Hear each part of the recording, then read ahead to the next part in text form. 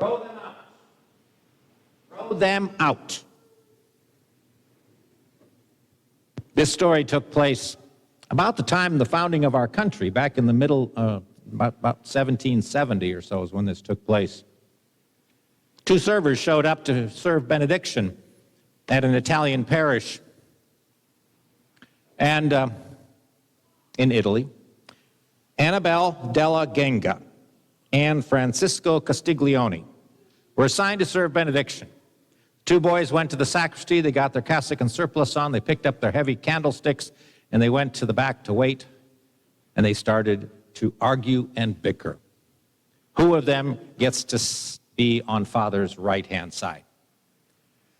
Maybe it had something to do with the fact they got to ring the bells or something like that for benediction, but they started arguing. In fact, they started arguing so much that the people in the church turned around to see what was going on in the back, only to see Castiglione crack della Genga over the head with the candlestick, blood dripping down. Throw them out, they all were saying. 55 years later, the year was 1825, about 500,000 people were in St. Peter's Square waiting for the opening of the Holy Door. It was a Jubilee year, a year when this special door, it's on the right-hand side of the doors of St. Peter's, is opened for people to walk through. And by walking through that particular door, you gain an indulgence. It's a call to conversion, a special year of calling us to conversion, to a change of heart. The Pope who stood before that door was named Leo the 12th. And he says to the cardinal standing next to him, "Hand me the hammer."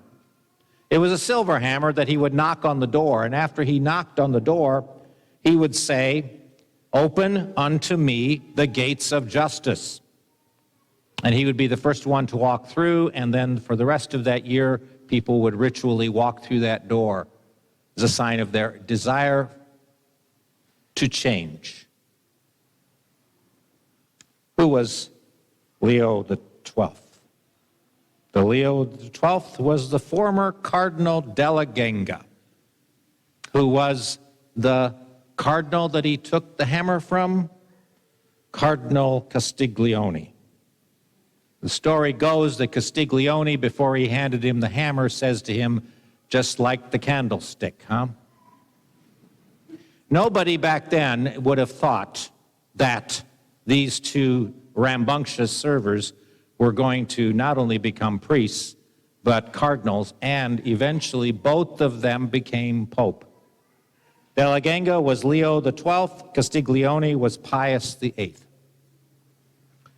There is a good side to us and there is a bad side to us, and it depends on which side we feed. If we feed the bad side, it ends up becoming a big bush. If we feed the good side, it also becomes a big bush. It's the mustard seed that is planted within us. It's the seed of faith. It is Jesus Christ himself. To the extent that we bring Jesus into our hearts and really make him a part of our lives, does that mean, therefore, we are on a constant road to conversion? Always looking for ways to grow in faith. Never sitting back. Always looking for ways to grow in the faith. But the story about the weeds and the wheat tells us that when it comes to this process of conversion, the Lord is extremely patient and very, very merciful. Even the Old Testament reading bears it by speaking about God's mercy and his waiting for us to make a good decision. Let the weeds grow, the owner said. Let the weeds grow along with them. There was a time when farming was made up of the seeds, the ground, whatever rain would come, and backbreaking work. There wasn't any chemicals to keep the weeds at bay. In this particular case, we see a treacherous foe comes in and sows seeds among the wheat. It's not like he had to go out and sow 640 acres of it. It probably was more like 2 or 3 acres of wheat. They didn't have very big plots back then. I see an enemy, and that's the devil. The devil's the one who sows these bad seeds. Well, the bad seeds, according to agrarian experts of that time, was probably the weed darnel. And darnel, when it grows up along with the wheat, looks just like the wheat. Can't tell the difference until the head appears, and then you know there's weeds. You can't pull them up, certainly at that point in time, because all the roots have gotten intertwined. And so you'd pull up one, you pull up all. So wait till the end. Patience, the owner says. Let's wait till the end. We'll separate it then. Weeds in us, weeds around us. There's two ways to look at the parable. One can think about it in terms of the constant conversion of our own lives, turning away from sin, our own temptations, the things that live within us, our own bad habits, our mental even opinions that refuse to change or take in facts. That's the stuff that is part of the weeds that are growing in our souls. But there's weeds all around us too.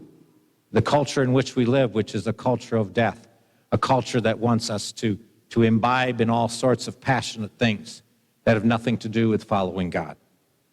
All of these weeds are around us, whether we like it or not. We come to church, we ask God's forgiveness, we receive the Eucharist. We're doing the best job we can, making the wheat grow in the midst of the weeds in our own lives and the weeds that are around us. Standing up against the world and seeking to change our own bad habits. So the parable teaches us something about God, without a doubt, about how patient he is with us, how he allows us to make a mess of things, because he knows that we are given a chance every single minute of our lives to turn to the Lord and to ask for his mercy. He allows all sorts of evil in the world, maybe a lifetime of it, so that lost sinner maybe in the end will turn to him, that he might turn back to God. There's a wonderful phrase that goes along with this idea. It goes like this: every saint has a past and every sinner has a future. Every saint has a past and every sinner has a future. Anyone who is a saint in the church, when you read their lives, you will know that they struggled with things in their own lives. They struggled to think that God could love them. They struggled with maybe their bad habits. It's said that my St. Jerome is one of my favorites. They said that he's pretty difficult to live with. If Jerome can make it, I think I can make it. But think of the other ones, like St. Paul, who spent time persecuting the church until he got knocked off his horse and started realizing who he was persecuting was Jesus. Peter denied Jesus and yet felt Jesus' forgiveness. Augustine fathered a child out of wedlock, lived a pretty loose life, was an absolute pain in the butt to his mother for a long time, till finally he turned and found the truth. St. Mary of Egypt, an interesting character within our panoply of saints. She used her sexual powers to try to bring down men. That was her goal. Her goal was that. She wasn't even a prostitute. She didn't want to take money for it. She just wanted to bring them down. Such evil was in her. She's now a saint. Thomas Becket.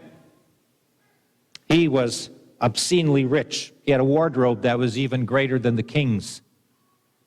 He was cold-hearted. He never gave anything to the poor. But then he was converted. He became the Archbishop of Canterbury and a saint. And finally, a most interesting one, Blessed Bartolo Longo, beatified. Not yet canonized, but beatified. He was a satanic priest, worshiping the devil, presiding at seances, went into a deep depression, turned finally to God, is now beatified. No one is beyond the reach of God's grace and forgiveness. And so you never quit praying for the sinner. But you never also put yourself in the category of the judger. That's God's responsibility. Every sinner has a future, and God knows that. As the scriptures tell us today in the Old Testament, this quote from it says, "And you give your children good enough hope that you would permit the repentance of sins." So sin doesn't ever finally define us unless we let it, in the end, define us. Faith is like that little mustard seed that I mentioned before. It takes time to sprout, but when it does, it turns itself into a big bush. In the end, God will take care of the separation. That's his responsibility at the end of the world, at the end of our lives. He's the one who'll decide who's the darnel and who's the wheat. All we have to do really is worry about ourselves personally. Are we ready? Are we ready to be the wheat? Let it grow. Let it grow.